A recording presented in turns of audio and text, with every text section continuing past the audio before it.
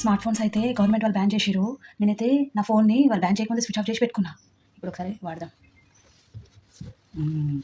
నా ఫోన్ అట్లుంటుంది. ఏంటి వాట్సాప్ చేస్తే వాట్సాప్లో మెసేజెస్ ఏం రాలే. వాట్సాప్ చేస్తే పోట్లే, మెసేజ్ పోట్లే. ఇన్స్టాగ్రామ్లో ఫోటో షేర్ చేస్తే ఫోటో పోట్లే. కాల్ చేసి చూద్దాం. రింగ్ అవుతుంది. రింగ్ అయితేనే ఉంది, ఎవరు ఎత్తట్లేరు. ఏందో ఎత్తిరు ఫోన్ ఎత్తిండ్రు. గవర్నమెంట్ వాళ్ళు ఫోన్ ఎత్తింది. నీ ఫోన్ కూడా బ్యాన్ చేశాము, ఇక ఆపు, ఫోన్ అక్కడ పెట్టేసేయి అని చెప్పారు.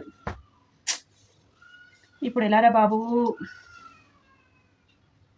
ఫోన్ ఒత్తక 2 రోజులు అవుతుంది. టిక్కి టిక్కి టిక్కి టిక్కి టిక్కి టిక్కి అని ఒత్తుకుంటా మంచిగా వాట్సాప్లో మెసేజ్లు చేసుకుంటా, షేర్ చేసుకుంటా మంచిగా ఇన్ని రోజులు భలే ఎంజాయ్ చేశాం.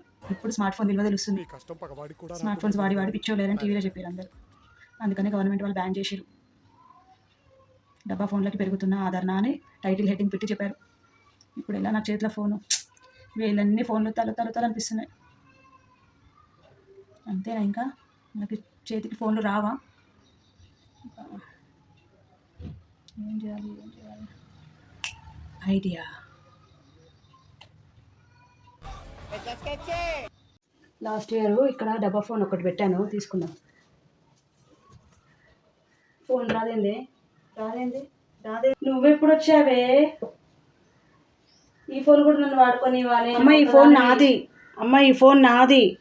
నాదమ్మా. అవును నాదే అంటే నాదే అంతే. నాన్న నాకు ఇప్పించిండు. అవునమ్మా ఈ ఫోన్ నాదే. నీకు మీ నాన్న అయితే నాకు నా హస్బెండ్ కాడని వదిలే శిల్పు. అయ్యో చూడ మమ్మీ, చూసినావా? నీ కంగారులో కొట్టేశాం, ఫోన్ పగలు కొట్టేసాం. అయినా ఊరుకుంటే అయిపోయేది కదనే. ఫోన్ ఎలా మమ్మీ? ఇప్పుడు ఫోన్ లేదా? ఆ ముక్క ఈ ముక్క ఏరుకుందాం, బట్ట వెతికిద్దాం ఫోన్ని. ఫోన్ లేకపోతే చేతులన్నీ ఎట్లా అవుతున్నాయి.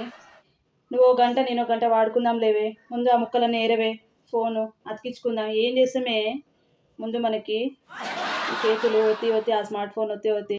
నువ్వు ఊరుకో అమ్మ, కావాలని కింద పడేసి. నేను ఎత్తుతున్నా కానీ ఇంకా